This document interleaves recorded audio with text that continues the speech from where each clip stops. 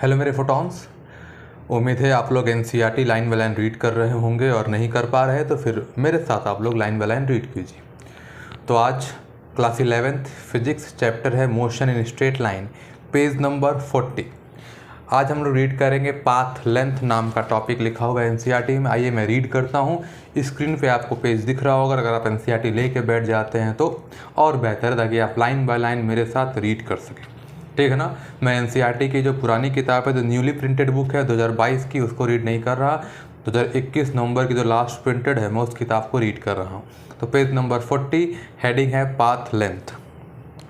Consider the motion of a car a straight line. कह रहा है कि motion of car straight line consider कर लेते हैं। We choose the X axis such that it coincide with the path of the car motion and origin of the axis as the point from where the car started moving. तो origin से मान ले रहा है कि car start कर रहा है मूव करना। कुछ नहीं दिया होता तो हम मान के चलते हैं कि x इक्वल टू 0 पे t इक्वल टू 0 था और वहीं पे बॉडी ने मोशन स्टार्ट करना शुरू किया होगा। तो the car was at x equal to 0 at t equal to 0, ऐसे लिखा है अगली लाइन में। Let p q and r, तो आपको डायग्राम दिख रहा होगा उसी पेज पर, फिगर 3.1, जहाँ लिखा है x axis origin and position of a car at different times. तो पी क्यू आर आपको 3 पॉइंट दिख रहे होंगे। पी 360 मीटर पे दिखेगा, क्यू आपको 240 पे दिख रहा होगा, ओ आपका ओरिजिन है 0 और आर आपको -120 दिख रहा होगा। तो कह रहा है let P Q and R represent the positions of the car at different instant of time. ठीक है। Consider two cases of motion. In first case the car move from O to P. Car जा रहा है ओ से P. अगर ओ से P जा रहा है then distance moved by the car is plus 360। तो अगर ओ से पी जा रहा है तो डिस्टेंस कितना होगा? सिंपली सीधी लाइन है 360 मीटर। तो this distance is called path length. इसी को पाथ लेंथ कहते हैं। किसी बॉडी द्वारा दूरी चली गई है, सिंपली उस दूरी का नाम ही क्या है? पाथ लेंथ, या इसी को डिस्टेंस बुलाते हैं या इसी को पाथ लेंथ बुलाते हैं, ठीक है ना। ट्रेवर्स्ड बाय द कार, मतलब जिस तरह के पाथ का इस्तेमाल कार ने किया है, तो कार ने यहाँ स्ट्रेट लाइन पाथ का इस्तेमाल किया है। इन द सेकेंड केस, दूसरे केस में the car moves from O to P. दूसरे केस में कार ओ टू पी जाता है and then moves back from P to Q. तो ओ से पी गया, फिर पी से क्यू आया, मतलब 0 से 360 गया है और फिर 360 से 240 आया है।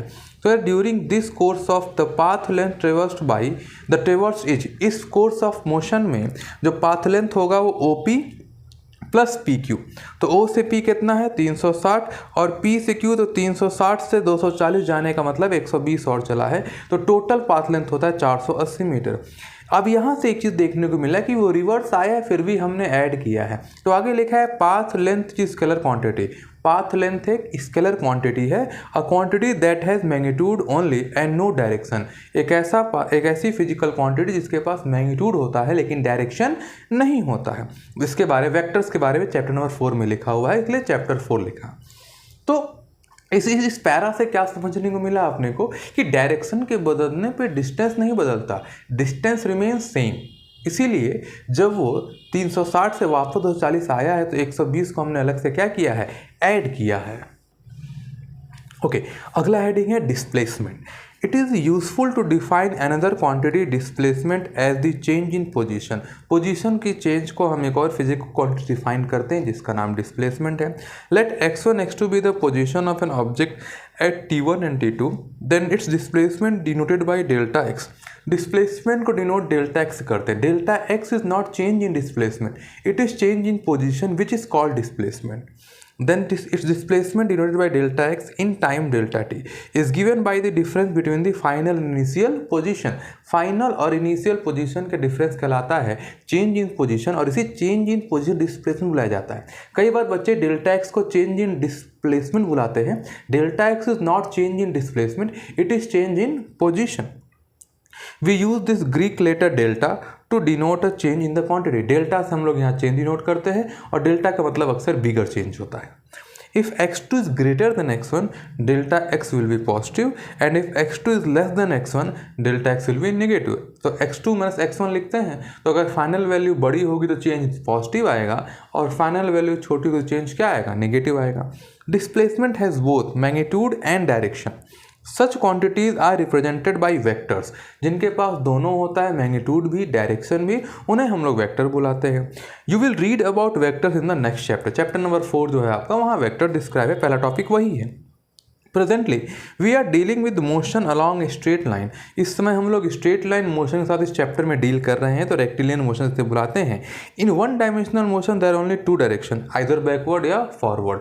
फॉरवर्ड को अक्सर पॉजिटिव लेते हैं, बैकवर्ड को नेगेटिव लेते हैं, बिकॉज स्ट्रेट लाइन मोशन दो डायरेक्शन है, या तो आगे या फिर पीछे जा रहा होगा, लेफ्ट या right, positive X negative X, plus Y minus Y, कोई एक ही डायरेक्शन में अपर और लोअर, लेफ्ट या राइट या आगे या पीछे मिलेगा।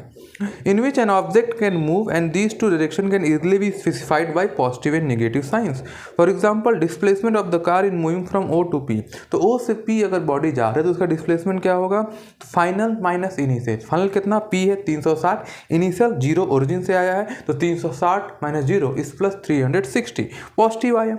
The displacement has magnitude of 360 meter and is directed in the positive x direction as indicated by positive sign. तो पॉजिटिव साइन आने का मतलब है कि पॉजिटिव एक्स डायरेक्शन में इसका मोशन हुआ है, या इसी को मैं ऐसे कह सकता हूँ, moving away from the origin in positive x axis. जब भी पॉजिटिव एक्स एक्सिस से मूविंग अवे फ्रॉम ओरिजिन होगा तो चेंज इन पोजीशन मतलब डिस्प्लेसमेंट पॉजिटिव आएगा। Similarly the displacement of the car P to Q is 240। तो अगर करें सिमिलर, अगर P से Q आ रहा है, तो अगर कार P से Q चल रहा है तो Q हो गया फाइनल 240 और P हो गया इनिशियल 360, क्योंकि P से Q आया है तो फाइनल माइनस इनिशियल, तो Q 240 minus 360, P is initial, आएगा minus 120। The negative sign indicate the direction of displacement, मतलब डिस्प्लेसमेंट की डायरेक्शन यहाँ नेगेटिव दिखाई जा रही है क्योंकि वो टूवर्ड्स ओरिजिन मूव किया है, या यूँ कह लें कि the final value is smaller than the initial value. Thus, it is not necessary to use vector notation for discussing motion of object in one dimension। भाई वन डायमेंशन पढ़ रहे हैं तो हम डायरेक्शन को दिखाने के लिए वेक्टर नोटेशन का साइन इस्तेमाल नहीं करते, वो सिंपल है, ओरिजिन की तरफ है, बड़ी फाइनल वैल्यू बड़ी है तो सॉरी, अगर ओरिजिन से दूर है पॉजिटिव एक्स एक्सिस में तो डिस्प्लेसमेंट पॉजिटिव आएगा, यानी फाइनल वैल्यू बड़ी होगी इनिशियल से, और ओरिजिन की तरफ जा रहा है तो फिर वो नेगेटिव आएगा क्योंकि उस वक्त फाइनल छोटा होगा और इनिशियल बड़ा होगा। बोल्ड करके लिखा है आपका, the magnitude of displacement may और may not be equal to path length traversed by an object. कह रहा है, इस पे सवाल आया है जेईई मेन में। मैग्नीट्यूड ऑफ डिस्प्लेसमेंट जो है वो हो भी सकता है और नहीं भी हो सकता है, किसके इक्वल? पाथ लेंथ के। इसको आगे समझाया है, क्लियर। कह रहा है for example for motion of the car from O to P, तो डायग्राम देखेंगे O से P 360, the path length is 360 and the displacement also 360। तो O से P गया है तो पाथ लेंथ भी 360 आया है और डिस्प्लेसमेंट भी कितना आया है? 360, बिकॉज स्ट्रेट लाइन मोशन हुआ है without any change in direction. कह रहा है in this case the magnitude of displacement is equal to path length, but consider the motion of the car from O to P and back to Q। अगर O से P गया और फिर वापस P से Q पे चला आया तो फिर कह रहा है in this case the path length will be 360 plus 120 that is 480 metre. लेकिन डिस्प्लेसमेंट क्या होगा? फाइनल माइनस इनिशियल, जो कि हो जाएगा 240 माइनस 240 मतलब 0। तो कह रहा है अगर O to P and back to Q आया है तो O to P and back to Q अगर आएगा तो फिर O से P और P से Q तो डिस्प्लेसमेंट घटाना पड़ेगा आपको। तो O से P गया कितना आपका? 360, फिर वापस कितना आ गया? 240। अब इसको डिफरेंस करा, however the displacement is final minus initial. तो O से P गया, P से Q आया, तो O is the initial and Q is the final, तो 240 इज फाइनल माइनस इनिशियल 0, कितना आ गया? Plus 240। Thus the magnitude of displacement is 240 is not equal to the path length. तो जब पाथ लेंथ हमने निकाला तो O से P का पाथ लेंथ और डिस्प्लेसमेंट इक्वल आया, लेकिन O से P देन P से Q आने पे पाथ लेंथ ज़्यादा आया, डिस्प्लेसमेंट कम आया। इसका मतलब मे और मे नॉट हमेशा इक्वल होने वाला नहीं है। The magnitude of displacement for a course of motion may be 0 but the corresponding path length is not 0। अगर इस सवाल को ऐसे समझा जाए, जैसे इसको अगर लाइनर क्वेश्चन से मैंने क्लास में बच्चों को बनवा के लिखवाया है, is it possible to have 0 displacement but not 0 distance? बिल्कुल, 0 डिस्प्लेसमेंट के साथ नॉट 0 डिस्टेंस तो हो ही सकता है। आप जहाँ चले अगर घूम के वहीं आ गए तो डिस्प्लेसमेंट कितना होगा? 0, पर डिस्टेंस 0 नहीं होगा। पर इज इट पॉसिबल, क्या ये पॉसिबल है कि डिस्टेंस 0 हो पर डिस्प्लेसमेंट नॉन 0? तो एनसीईआरटी में साफ साफ लिखा है नहीं। अगर डिस्टेंस 0 है तो फिर बॉडी ने मोशन नहीं किया होगा तो डिस्प्लेसमेंट भी क्या होगा? 0। तो इज इट नेवर पॉसिबल, ये कभी पॉसिबल ही नहीं है कि डिस्टेंस 0 हो और डिस्प्लेसमेंट क्या हो? नॉन 0। मतलब अगर डिस्टेंस 0 होगा तो डिस्प्लेसमेंट 100% क्या होगा? 0। पर ये पॉसिबल है कि डिस्प्लेसमेंट 0 हो पर डिस्टेंस क्या हो? नॉन 0 हो। ये एनसीईआरटी में साफ साफ लिखा है। For example if the car starts from O, again diagram देखेंगे, If the car starts from O, goes to P, and then returns to O, the final position coincide with the initial position and the displacement is 0. O से P गया, फिर P से O आया, तो final initial दोनों coincide हो गए, final भी 0, इनिशियल भी 0, डिफरेंस भी 0 आएगा, and the displacement is 0. However the path length of the journey is not 0. वो 720 मीटर आया है, तो डिस्प्लेसमेंट 0 हो सकता है पर पाथ लेंथ 0 नहीं होगा, ठीक है ना. Motion of an object can be represented by position time graph. ये ग्राफ की बात कर रहा है, कह रहा है such a graph is powerful tool to. Graph एक अच्छा रिप्रेजेंटेशन होता है किसी वेरिएशन को देखने के लिए.